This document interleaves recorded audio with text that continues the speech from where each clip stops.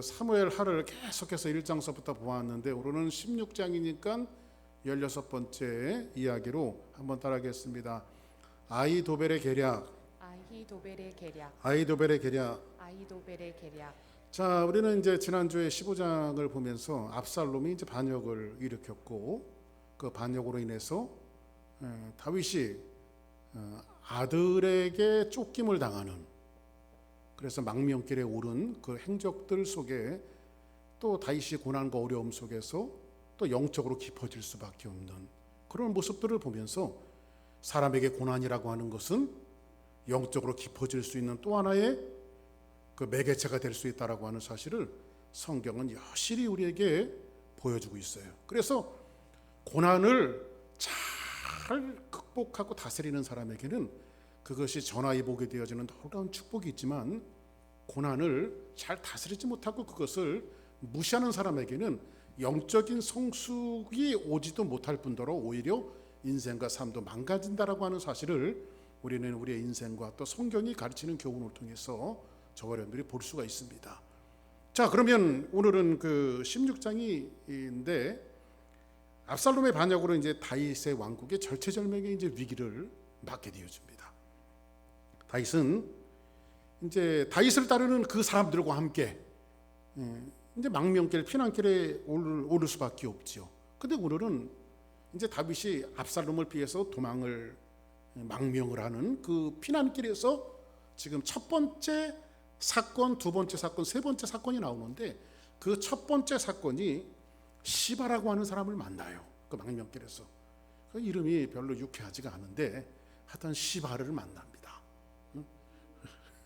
자, 그래서 여러분들이 그 시바는 잘 알죠? 시바가 누구였죠?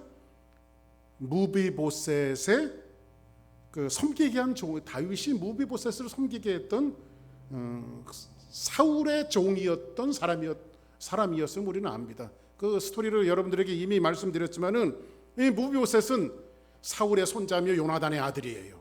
그 두 다리를 절었다고 성경 말하고 있죠. 거의 뭐 엄청난 불구에 가까운 이 무비보셋이 다윗의 왕국이 세워지니까 저 사막 한가운데 가서 나무 없는, 숲을 없는 곳에서 비참하게 살고 있었던 인생을 이 다윗이 그에게 자비를 베풀고 은혜를 베풀어서 사울에게 있었던 모든 것들을 회복해 주지요.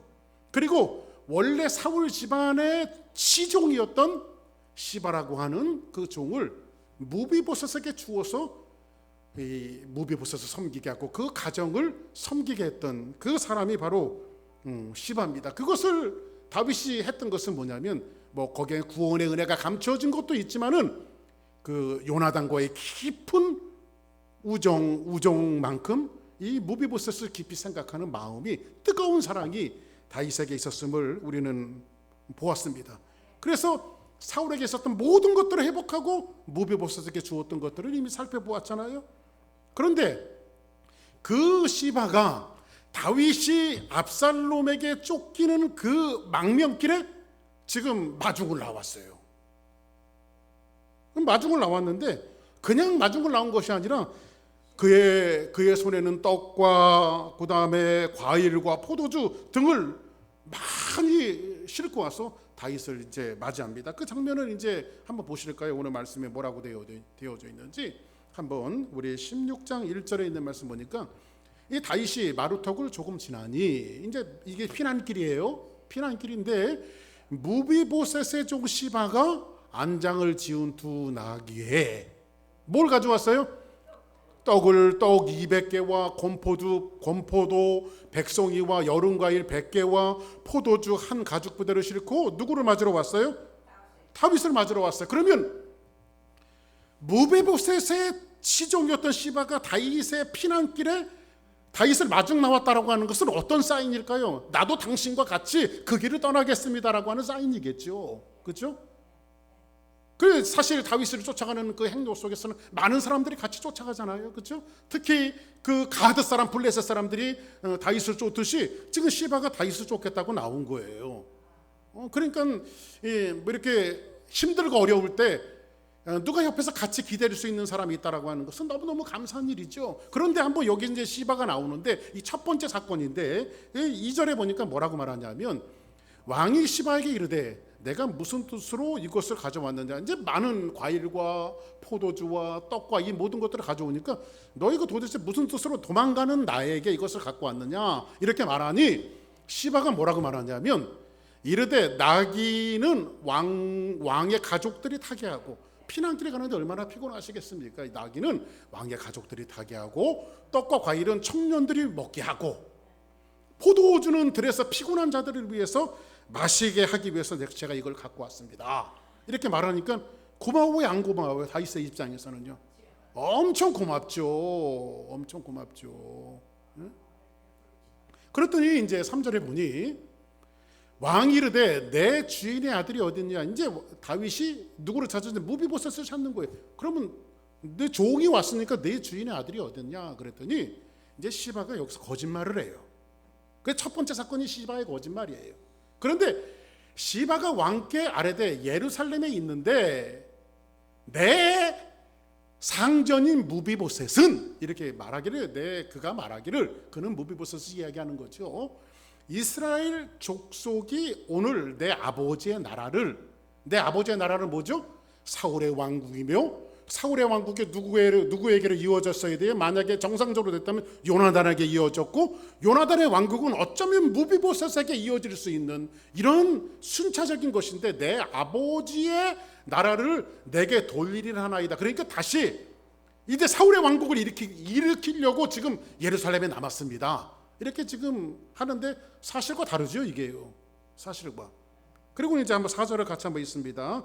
4절 같이 읽습니다. 시작. 왕이 시바에게 이르되 무비보셋에게 있는 것이 다 내 것이니라. 시바가 이르되 내가 절하나이다. 내 주 왕이여 내가 왕 앞에서 은혜를 입게 하옵소서 하니라. 자 보세요. 그 종은 다윗과 함께 가겠다고 시바는 지금 다윗에게 많은 것들을 가지고 지금 천군만마처럼 지금 왔는데 무비보셋은 누구예요? 진짜 조금 아까도 얘기했다시피 그 물 없는 사막에서 그 조용히, 왜냐하면 그 사울의 그 손자기 때문에 언제 어떻게 숙청당할지 모르니까 저 초야에 묻혀서 사막에서 살았던 그 무비보셋, 두 다리를 저는 그 무비보셋을 다윗이 듣고 그를 불러서 올려들어서 사울 왕국에 있었던 모든 재산들을 회복해서 무비보셋에게 자비를 베풀고 궁유를 베풀고 은혜를 베풀고 그것뿐이었어요. 너는 내 상에서 내 밥상에 와서 같이 식사를 하자. 이건 왕의 밥상에 초대되어진 자로 얼마나 많이 은혜를 입은 자예요. 그렇죠? 그런데 이런 무비보셋이 지금 시바의 거짓말로 어떻게 되어지냐면 종을 쫓아왔는데 네 상전이 어디 있느냐? 무비보셋이 어디 있느냐? 그가 당신은 피난길에 오른 것을 알고 당신이 도망가니까 사울의 왕국, 그 요나단의 왕국을 다시 회복하려고 예루살렘에 남았습니다 하니까 다윗의 그 마음이 어떻겠어요? 참 세상이 심험하다. 내가 그렇게 그에게 은혜를 주고 요나단을 생각하고 하나님이 내 마음속에 감동을 주셔서 그렇게 큰 은혜를 주었는데 뭐? 나를 배신하고 그 왕국을 세운다고? 그러면서 뭐라고 그랬을까요? 다 도와줘야 소용없구나. 세상에 믿을 놈 하나도 없다. 우리가 많이 하는 말들이죠. 살면서 도와줘야. 어떤 분들은 저한테 그래요. 목사님 너무 도와주지 마세요. 믿을 놈 하나도 없습니다. 그런데 또 이게 눈앞에 있는데 어떻게 또 서로 안 돕고 삽니까? 그런데 지금 다윗의 심정이 그런 거예요. 다윗의 심정이. 그래서 다윗이 지금 어떤 실수를 하냐면 무비보셋에게 주었던 모든 소유를 다 거두고 시바라고 하는 종에게 네가 다 가져라 이렇게 말해요. 괘씸죄 때문에 뭐 다윗이 지금 비록 망명길에 올라있지만 아직은 왕이잖아요. 충분히 그런 권한을 갖고 있잖아요. 지금 다윗이 지금 뭐를 하는 거 실수하는 거죠. 이런 일일수록 여러분들 그렇게 생각을 해야 돼요. 우리가 인생 살아가다 보면 세상 믿을 놈 없네. 그 사람이 나를 배신했어. 누가 속닥속닥 하는 거에 가만히서 넘어갔고 금방 그 사람을 정죄할 것이 아니라 진위 여부를 알아보는 것이 중요하단 말이에요. 예? 그러니까는 참 인격적인 사람은 어떤 사람이냐면요, 안 좋은 소문을 들었을 때 그 사람이 정말 내가 알던 그 사람은 그런 사람이 아닌다라고 생각하면 그 사람에게 확인하든지 뭔가 그 사람에게 물어서 진위 여부를 확인해야 되는데, 대부분 10사람 중에 9사람은요 그런 진위 여부를 알아보지 않고 즉흥적으로 그냥 정죄를 해버리죠. 다윗이 지금 그런 정죄를 하고 있어요. 그래서 홀딱 내가 무비보셋에게 준 것을 다 네 것이다 하면서 지금 누구에게 주고 있어요? 그 모든 소유를 시바에게 지금 주고 있어요. 이런 것들은 이 진위 여부를 다 살펴봐야 되는데 그것을 하지 않아요. 지금 두 다리를 못 쓰는 무비보셋이 어떻게 나를 쫓아오지 않았을까? 왜 배신했을까? 이런 것들은 생각해 봤어야 되는데, 이 진위 여부가요, 나중에 이제 다윗이 여차저차한 그 모든 일련의 일들을 마치고 다시 예루살렘으로 왕으로 복귀하게 되어지잖아요. 근데 복귀할 때의 그 진실이 밝혀져요. 그리고 얼마나 많은 세월들을 시바의 거짓말로 인해서 이 관계가 부서졌는가. 그러니까 여러분들 항상 말씀드렸죠. 거짓말은 사단의 속성이에요. 마귀가 갖고 있는 거예요. 그래서 여러분들도 혹시 여러분의 입으로 큰 거짓말이든 작은 거짓말을 할 때는 이놈의 주둥아리가 마귀 닮았구나 이렇게 생각하시면 돼요. 거짓말은 마귀적인 거예요. 사탄적인 거예요. 성경이 그렇게 이야기해주고 있어요.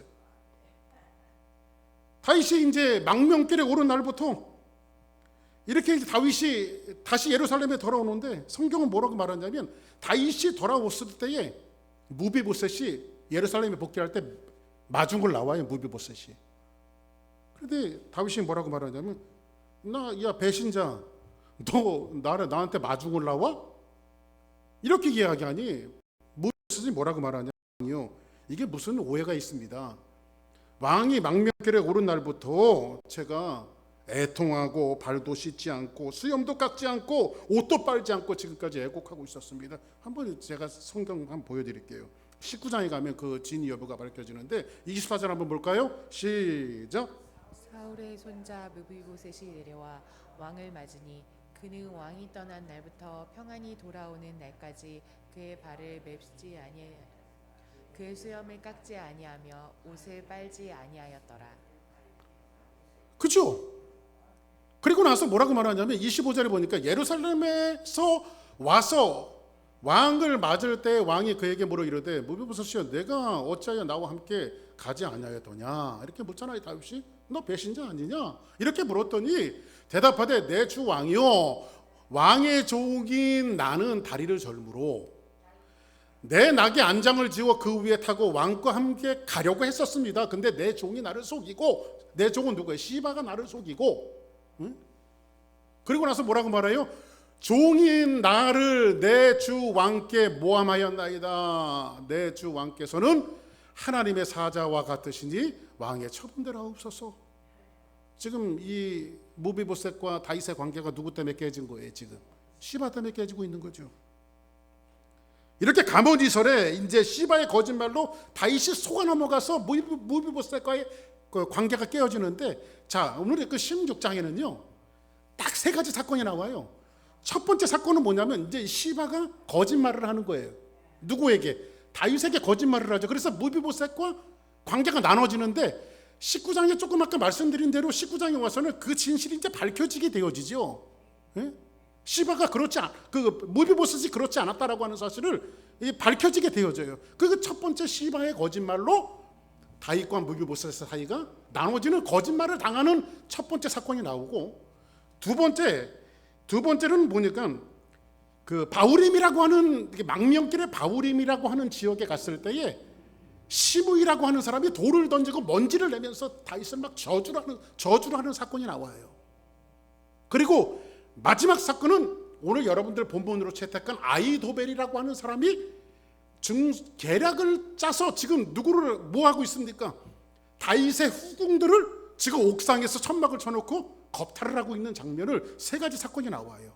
그런데 요 세 가지 사건이 각각 다른 사건을 이야기하고 있는 것 같지만은 다윗에게 조명되어졌을 때는 다윗에게 뭔가 하나님이 하시고자 하는 메시지가 담겨져 있단 말이에요. 요 세 가지 사건들이요. 오늘 16장이. 그거를 여러분들에게 설명하고 있는 건데, 여하튼 간에 오늘 시바의 거짓말로 하나님께서 지금 여러분 보세요. 이런 거 있습니다. 저는 뭐 바둑 안 둔 지는 오래됐는데 한참 제가 바둑에 좀 군대 생활할 때 바둑에 심취가 된 적이 있어요. 그러면 바둑에 이제 이기기도 하고 지기도 하잖아요. 그러면 그때는 왜 이렇게 그냥 그 승부욕이 강했는지 바둑에 지면 잠이 안 오는 거예요. 이게 내가 어디서 졌는지, 응? 이게 잠이 안 오는 거. 그러면 그거를 가지고 이제 그 바둑판을 가지고 나서 그 뒀던 대로 그대로 두고 복기를 해요. 복기라고 하는 게 뭐냐면 이제 뒀던 과정대로 다시 한번 점검, 그 사람 둔데 어디, 나 둔데 어디, 이러면서 공부를 하는 거예요. 내가 여기서 실수했구나. 그걸 바둑에서 복기라고 그래요. 복기. 내가 여기서 밀어놨는, 여기서 내가 이 요수를 내가 잘못 뒀구나 하면서 이게 복기를 하거든요. 근데 오늘 16장에 나와 있는 이 내용은 마치 바둑에서 하나님께서 다윗의 인생을 털어서 지금 복귀하는 과정에 그가 어디서 실수를 했는지에 대한 것들을 이야기해주고 있는데, 첫 번째, 시바의 거짓말로 인해서 다윗이 무비보셋의 모든 것들을 빼앗아 시바에게 주고 무비보셋을 오해한 것에 대한 것은 거짓말이었는데, 이 거짓말을 하나님께서 복귀시키시는 것은 뭐냐면 우리아에게 거짓말을 하고 전쟁터에 내보내서 우리아를 죽게 했던 그 사실에 대해서 하나님께서 지금 그걸 일깨워 주시는 거예요. 네가 어떤 잘못을 했는지에 대한 것들을 일깨워 주시는 거예요. 첫 번째 사건이요. 이해되십니까? 그러니까 여러분들 보세요. 오늘 이 세 가지 사건들이 여기서 그 사자성어로 말하면 인과응보예요. 사람이 뭘 심든지 그대로 거둔다. 그러니까 제가 여러분들에게 말씀드렸죠. 하나님은 용서하시고 사랑을 베푸시는 하나님이지만은 죄에 대한 대가를 하나님께서 분명히 치르게 하신다고 그랬어요? 안 치르게 하신다고 그랬어요? 그러니까 죄를 안 짓는 게 좋은 거예요. 심는 대로 거두기 때문에 그래요. 할렐루야. 지금 다윗이 어마어마한 무시무시한 죄를 거짓말을 통해서 우리아를 죽인 까닭에, 우리에게 거짓말한 까닭에 결국은 그것을 그대로 지금 돌려받고 있어요. 어디에서? 그것도 피난길, 망명길에서 비참한 지경이 되어졌을 때에 하나님이 그걸 복귀시키고 있는 거예요, 지금이요.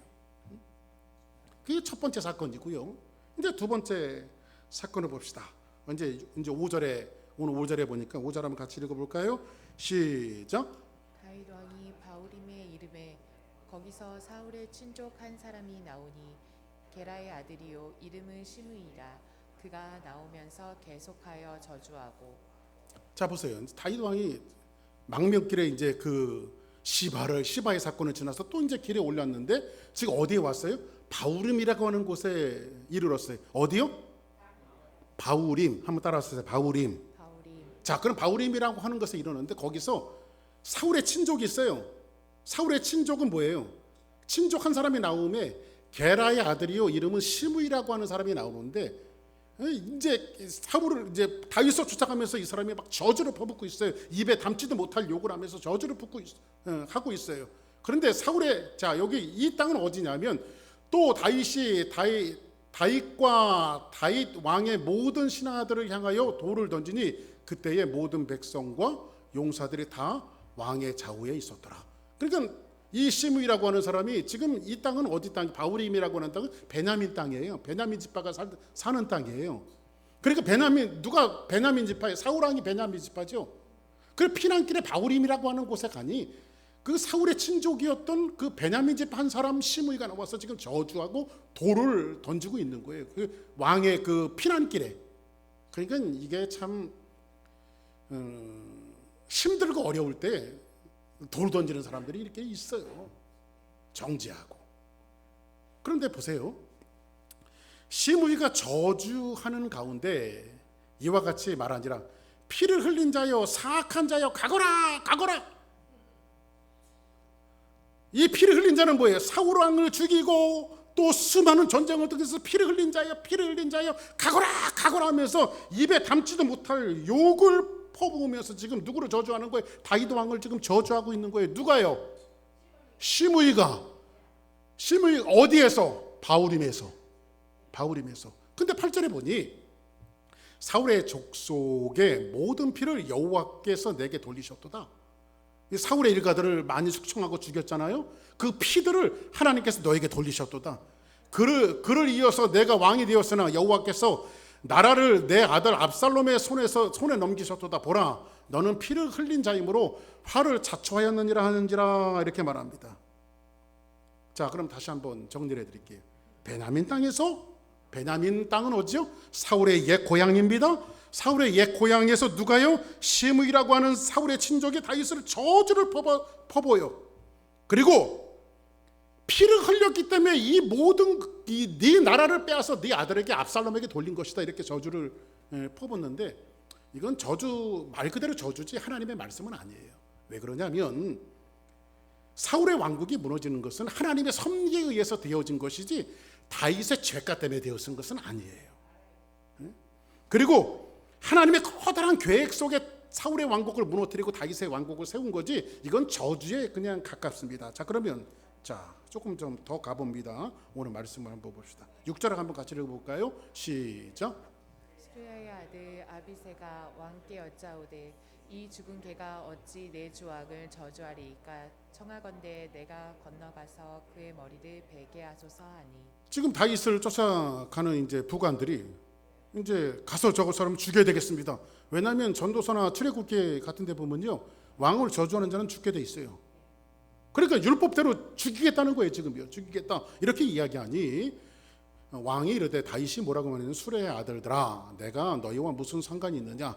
그가 저주하는 것은 여호와께서 그에게 다윗을 저주하라 하심이니 내가 어찌 그리하였느냐 할 자가 누가 있겠느냐? 이상하게 다윗이 반응을 하진 않아요. 반응을. 근데 또 다윗이 아비새와 모든 신하들에게 이르되, 내 몸에서 난 아들도 이 누구 압살롬도 내 생명을 죽이려고 하는데 하물며 베냐민 사람이라. 베냐민 사람은 누구? 어떤 지파? 사울 왕국의 지파들이잖아요. 근데 이 사람들이 여호와께서 그에게 명하신 것이니 그가 그냥 저주하게 내버려 둬라, 그냥 저주하게 내버려 둬라, 이렇게 말합니다. 그리고 나서 12절에 보니 혹시 여호와께서 나의 원통함을 감찰하시니 오늘 그 저주 때문에 여호와께서 손으로 내게 갚아주실지 않으냐. 제가 만약에 다윗 입장이었다면 죽어도 꽥하고 죽겠어요. 그리고 화가 나면 가서 죽여라, 이렇게 이야기할 텐데 다윗은 그렇게 하지 않아요. 그리고 나서 13절에 보니 다윗과 그의 추종자들이 길을 갈 때에 시므이가 산비탈로 따라가면서 저주하고 그를 향하여 돌을 던지며 먼지를 날리더라. 그러니까 이 완전히 대단했죠. 다윗을 저주하는 것이, 시므이의 저주는 대단했습니다. 결국은 왕을 저주한 자는 죽게 돼 있는데, 이 시므이는요, 성경에 보면 솔로몬 왕 때에 시므이는 죽게 되어져요. 솔로몬에 의해서 죽습니다. 어쨌든 바로 이 사건이 일어나는 곳이 어디라고 말씀드렸죠? 바울임. 그럼 한번 생각해 봅시다. 다윗이 바울임과 무슨 연관이 있습니까? 왜 바울임에서 이런 사건이 일어났을까요? 왜? 하필이면 바울임에서. 이것도 이제 복기를 해봐야 되잖아요. 바둑도시 복기를 해봐야 될 거 아니에요. 왜 하나님께서 바울임에서 이 메시지를 주셨는가? 그게 여러분들이 이미 같이 배웠던 3장에 가보면 이 사건이 나와요. 3장에 볼까요? 3장 13절에 보니 다윗이 이르되, 좋다, 내가 너와 언약을 맺거니와 내가 내게 한 가지 일을 요구하노니 나를 불러올 때에 우선 사울의 딸 미가를 데리고 오라. 그러지 않으면 내가 내 얼굴을 보지 못하리라. 이 사건은 뭐냐면 다윗이 이제 예루살렘 왕으로 가기 전에 헤브론에서 자기의 헤브론의 왕으로 세력을 키우고 있을 때였죠. 근데 서서히 북왕국 그 예루살렘을 거점으로 하고 있었던 그 사울의 왕국은 이미 다 기울어질 대로 기울어졌어요. 결국은 그 장로들이 와서 다윗을 예루살렘 왕으로 데리고 가잖아요. 근데 실질적으로 그 사울의 그 아들이었던 이스보셋을 앞세워서 정권을 잡고 있었던 사람이 그 당시에 누구였어요? 아브넬이라고 하는 사람이었잖아요. 아브넬이라고 하는 사람이 이제 자기 사울의 왕국이 다 기울어진 줄 알고 지금 누구와 딜을 하고 있냐면 다윗과 딜을 한 거예요. 딜을 하는 거예요. 그때 다윗이 좋다 그러면 내가 너와 딜을 해줄 수 있는데 조건이 하나 있다. 그 조건은 뭐냐면 사울의 딸 미갈을 데리고 와라. 미갈은 누구예요? 전처죠. 이 미갈은 전처예요. 사울의 딸이에요. 그리고 이 미갈을 요구하는 것은 그를 사랑해서도 아니고 뭐 옛정을 회복하기 위해서도 아니라 다윗이 예루살렘의 왕으로 가는 명분, 사울의 딸이라고 하는 명분을 쌓기 위해서 지금 미갈을 요구하고 있는 거예요. 누가? 다윗이. 지금 어렵지 않죠? 네. 요구하고 있는 거예요. 근데 지금 이 상태에서 미갈은 다윗에 의해서 이미 버려진 여자였기 때문에 미갈은 다시 재혼해서 새 가정을 이루고 있는 이런 시기예요. 재혼을 해서 새로운 가정을 이루고 있어요. 그런데 여기서 지금 자기의 소유권을 주장하면서 누구를 요구하고 있어요? 다윗이 미갈을 요구하고 있어요. 자, 그리고 14절 한번 볼까요? 다윗이 사울의 아들 이스보셋에게 전령들을 보내 이르되 내쳐, 자기가 내쳐놓고 또 내쳐래요.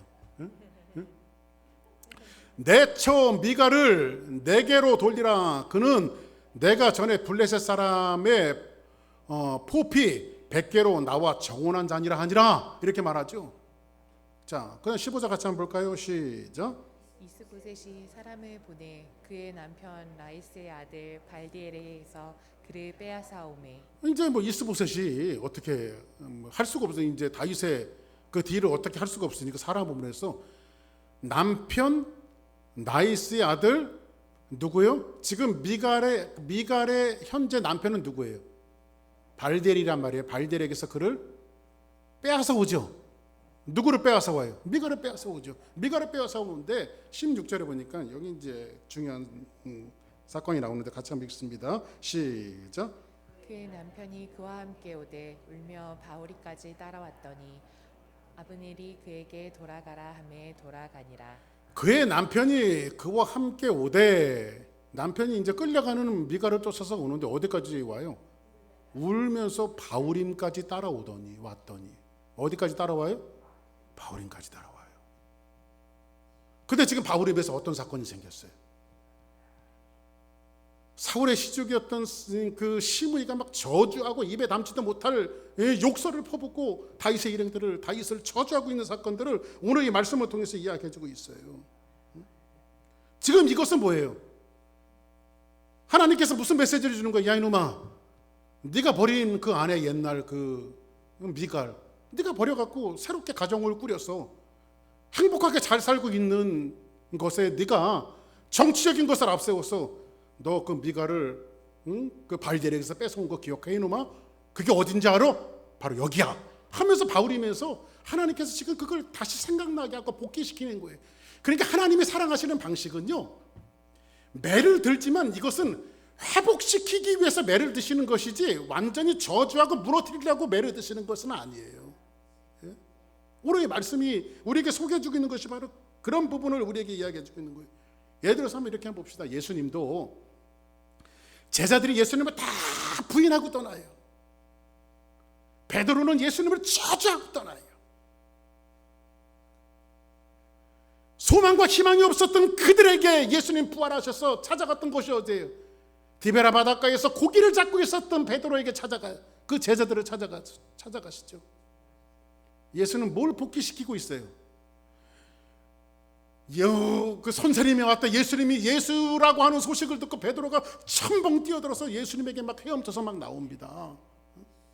그때 예수님은 숯불을 피워놓고 조반을 준비하고 있었어요. 그 숯불은 뭐예요? 그 숯불 앞에서 예수님을 배반하고 저주했거든요. 복귀시키죠.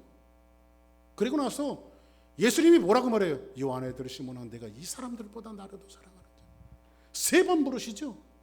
그 3번이나 예수님을 부인해요. 이걸 복귀시키면서 예수님이 확인하려고 했던 것은 뭐냐면 베드로를 망가뜨리고 그거를 정죄해갖고 너 나쁜 놈, 쓰레기 이렇게 정죄하는 것이 아니라 그 사랑을 다시 확인하면서 그를 일으키기 위한 작업이에요. 그러면 하나님께서 이 세 개의 사건을 이 다윗에게 보여주시는 것은 다윗을 멸망시키고 쓸어버리기 위해서 하시는 것이 아니라 이것을 복귀시키면서 다윗이라고 하는 사람을 회복하기를 원하시는 그 이면에 하나님의 마음이 담겨져 있다는 것을 아셔야 돼요. 우리가 이해되십니까? 무슨 말씀이죠?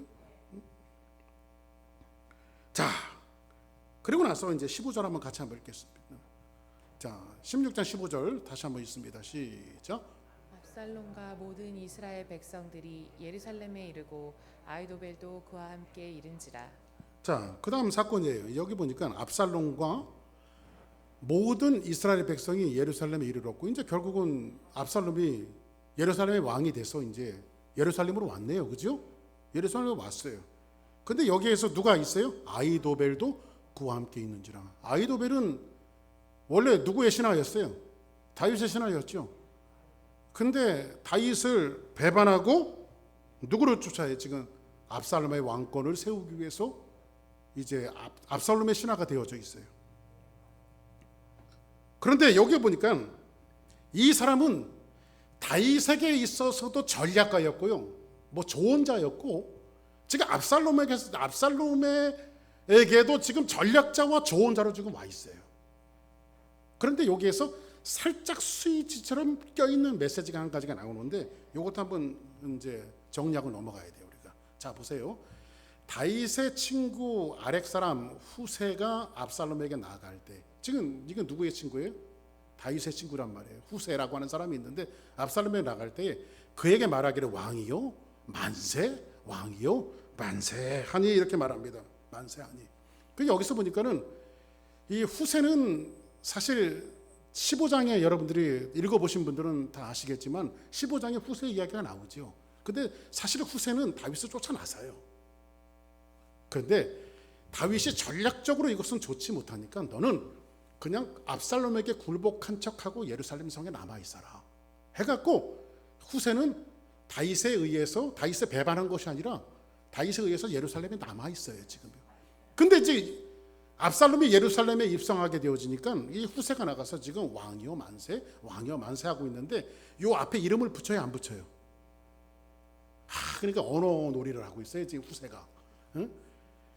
뭐 압살롬 왕이요 만세 했으면 그냥 그거로 끝났을 텐데, 압살롬이라고 하는 이름을 붙이지 않고 왕이요 만세, 왕이요 만세 이렇게 이야기합니다.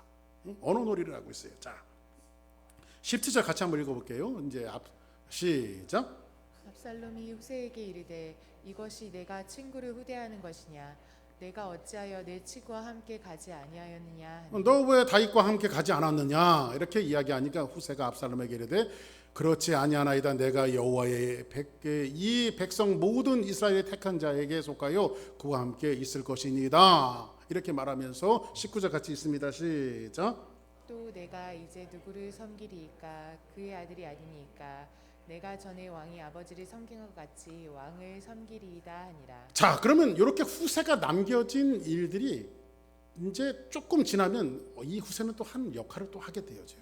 그래서 후세 이야기를 이렇게 남겨놨는데, 아무튼 이것은 요가 아니고 세 번째 사건이에요. 세 번째 사건이 20절에 이제 이렇게 말하고 있는데, 뭐라고 말하냐면 압살롬이 아이도벨에게 이르되 너는 어떻게 행할 계략을 우리에게 가르치라 하니, 이렇게 말합니다. 그러면 이제 아이도벨은 계략자, 조언자잖아요. 그러니까 압살롬이 지금 예루살렘에 돌아왔기 때문에 자기 왕권을 세워야 되잖아요. 왕권을 세우기 위해서는 계략을 짜야 되잖아요.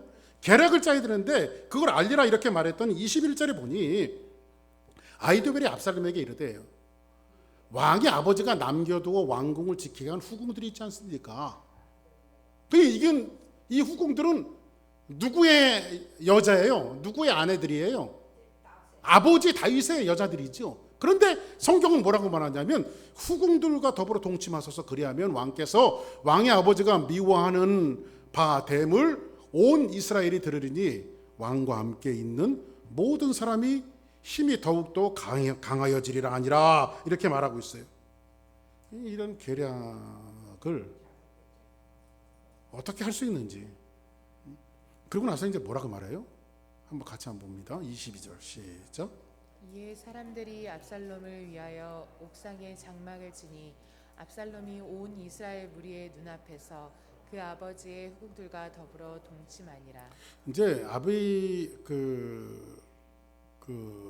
이 아이도벨이 이렇게 이야기하는 데는 고대시계 시대의 그 풍습들이 있어요. 그 풍습들이 뭐냐면 전쟁을 하고 적을 정복하면 적장의 아내들을 그 겁탈하는 것이 고대에 갖고 있었던 그 전쟁의 그 문화였어요. 그런데 이것이 지금 누구에게 이루어지고 있어요? 아버지와 아들 사이에 이루어지는 거예요. 압살롬은 승리자로서 지금 누구를 겁탈하는 거예요. 지금요. 못된 짓을 하고 있는 거예요. 다윗의 아내들, 후궁들에게 지금 못된 짓을 하고 있는 거예요. 그래서 후궁들과 지금 어디에서 말하고 있어요? 옥상에 어디에 장막을 졌어요? 옥상에 장막을 치니, 예? 압살롬이 온 이스라엘 무리의 눈앞에서 그냥 벌건 대낮에 지금 이 일들을 지금 하고 있는 거예요. 누구의 계략에 의해서? 아이도벨의 계략에 의해서. 이게 좀 기막힌 일이죠. 있을 수 없는 일들이 이 성경은 이런 것들을 적나라하게 기록을 해놓고 있어요. 여러분 보세요. 어떻게 이런 일이 이루어졌을까? 이것은 이미 하나님께서 밧세바의 사건 때에 12장에 보면 나단 선지자를 통해서 예언한 내용들이 있어요. 나단 선지자를 통해서. 자, 12장 한번 볼까요? 같이 한번 읽습니다. 12장 11절 시작. 여호와께서 또 이와 같이 이르시기를 보라 내가 너와 내 집에 재앙을 일으키고 내가 내 눈앞에서 내 아내를 빼앗아 내 이웃들에게 주리니 그 사람들이 내 아내들과 더불어 백주에 동침하리라. 지난주에 우리 이게 성경 메시지 들은 거 얘기하다가 최정민 집사님이 이제 핫장을 먼저 앞서 나가고 이런 일들을 이제 가정 예배 드리면서 설명이 있는데 왜 그랬는지 모르겠다 그러는데 이게 이제 나단 밧세바를 범한 다윗을 향해서 하나님께서 예언한 것이 그대로 이루어지는 거예요. 지금 그대로 이루어지는 건데, 자 보세요. 지금 이웃에게 주리니 그 사람들이 내 아내와 더불어 백주에 동침하라. 이게 자기 아들인지를 누가 알았겠냐고 다윗이요. 아들을 통해서 그렇게 되어질 일인지. 그러니까 하나님은 말씀을 지난 금요일도 말씀드렸지만은 하나님의 말씀은 영원해요. 그러니까 하나님의 말씀이 뿌리워지면 그것은 언젠가는 이루어지게 돼 있다라고 하는 것이 저와 여러분들의 신앙의 자리에 놓여 있어야 돼요. 아멘입니까? 자, 그럼 여기서 우리는 한 가지 좀 질문을 좀 할 필요가 있습니다. 무슨 질문이냐면 도대체 그래도 전에 섬겼던 자기 주인이 다윗인데 아이도벨에게는, 그죠? 전에 섬겼잖아요. 아이도벨이 자기 왕으로 섬겼던 사람이 누구예요? 다윗이잖아요. 근데 환경과 여건에 의해서 이제 그 아들을 쫓아서 이제 조언자로 이렇게 있다 할지라도 다윗하고 무슨 그렇게 철천지 원한을 줘갖고 이렇게까지 해야 되나? 여기에 대한 질문을 우리는 한 가지 좀 던져볼 필요가 있어요. 근데 여기에는 감춰진 비하인드 스토리가 있어요. 자 보세요. 성경에 이 사건들이 전부 다 밧세바 사건과 연관되어져 있는 거예요. 그리고 다윗에게 복귀시키는 거예요. 이 문제를요. 하나님께서 뭘 잘못했는지 콕 집어갖고 세 가지 사건들을 가지고 말씀하고 있는 거예요. 지금요. 그러니까는 이 망명길 어려운 길에서 하나님이 지금 뭘 하고 있는 거예요? 다윗에게 정결화되어지는 작업을 시키고 있는 거예요. 다시 예루살렘에 돌아오게 하기 위해서. 그죠? 그리고 나서 이 다윗의 망명 시대 때에 수많은 주옥 같은 시들을 신앙으로 녹여내는 것들이 시편에 많이 나오거든요. 자, 그러면 이 밧세바 사건은 보세요. 밧세바는 성경에 보니까는 뭐라고 말하죠? 누구의 딸이에요? 밧세바의 아버지의 이름이 뭐예요? 엘리암이라고 하는 사람이에요. 자, 보세요. 다윗이 11장에 보니까 다윗이 사람을 보내 그 여인을 알아보게 하였더니 이제 밧세바를 알아보게 한 거죠. 그죠? 알아보게 하였더니 그가 알아대 그는 엘리암의 딸이요 햇사람 우리아의 아내 밧세바 아니니까. 그러면 이 밧세바는 누구의 딸이에요? 예? 엘리암의 딸이죠. 엘리암. 그죠? 근데 엘리암의 딸인데 그럼 엘리암의 딸하고 무슨 상관이 있어서 이랬을까요? 그런데 요 엘리암은 누구의 아들이냐면요, 바로 오늘 성경에 나와 있는 아히도벨의 아들이에요. 아히도벨의 아들. 보세요. 마아가 사람 손자 아하스의 아들 엘리벨렉과 길로 사람 아히도벨의 아들 누구와? 엘리암과. 그러면 종합해 보건데 밧세바는 누굴까요? 아히도벨의 손녀란 말이에요. 그렇죠? 그러면 아히도벨의 입장에서는요, 잘 살고 있었던 가정을 풍지박산 만들어 놓고 밧세바의 남편은 전쟁에 나가서 죽게 만들고 한 가정의 파괴법이 지금 누구예요? 바로 다윗 아니에요. 그렇죠? 이 무서운 괴락을, 물론 하나님의 말씀과 예언들이 이루어지는 거지만 이 무서운 괴락을 짠 사람이 누구였냐면 바로 아히도벨이에요. 그러니까 아히도벨이 이렇게까지 계략을 꾸미는 데는 이 가족사에 숨겨진 비밀이 있다 이거예요. 오늘 말씀해 보니. 그리고 다윗이 제일 처음에 밧세바를 본 데가 어디예요? 옥상이죠. 옥상. 근데 지금 옥상에서 압살롬이 어떻게 하고 있어요? 다윗의 아내들을 추행을 하고 있어요. 후궁들을. 그러한 일들을 성경은 일목요연하게 이야기해주고 있는데, 다윗이 나중에 복귀하고 나서요, 이렇게 예루살렘을 다시 왕으로 복구하고 나서 이 후궁들은 어떻게 되냐면요, 전부 다 격리를 시켜갖고요, 밥만 주고요, 죽는 날까지 그냥, 우리 옛날에도 그렇죠. 전 왕이 죽으면 왕의 후궁들은 비구니가 돼갖고 절에 가서 이렇게 뭐 그런 역사들이 있잖아요. 우리 조선 왕조실록에도 그런 거예요. 보세요. 다윗이 예루살렘 본궁에 이르러 전에 머물러 왕국을 지키게 한 후궁 10명을 잡아 별실에 가두고 먹을 것만 주고 그들에게 관계하지 아니하니 그들이 죽는 날까지 갇혀 뭐가 되니라? 생갑으로 살았어요. 지가 잘못하고. 그렇죠? 자, 이제 여러분들이 이제 오늘 말씀을 이제 스토리를 알았으니까 정리를 할게요. 오늘은 이제 설명이 좀 필요해서 여러분들에게 성경을 보면 이런 스토리를 여러분들이 알아야만, 그래서 저는 꾸준히 여러분들에게 말씀을 가르치기로 했어요. 하나님 말씀이 영원하니까, 하나님 말씀만 남으니까. 아멘. 성경을 읽어도 이게 무슨 소리인지 알아먹지 못하면 뭐 그냥 뭐 필요 가겠어요. 그러나 여러분들이 또 이제 사무엘하러 읽을 때 이 말씀은 그 말씀이야 하면서 이해가 되어지고, 하나님께서 여러분들의 인생을 복귀시킬 때마다 나도 다윗처럼 잘못했구나 이것을 생각할 거 아니에요. 그렇죠? 자, 그러면 오늘 16장에서는 세 가지 사건을 이야기했죠. 첫 번째, 시바의 거짓말.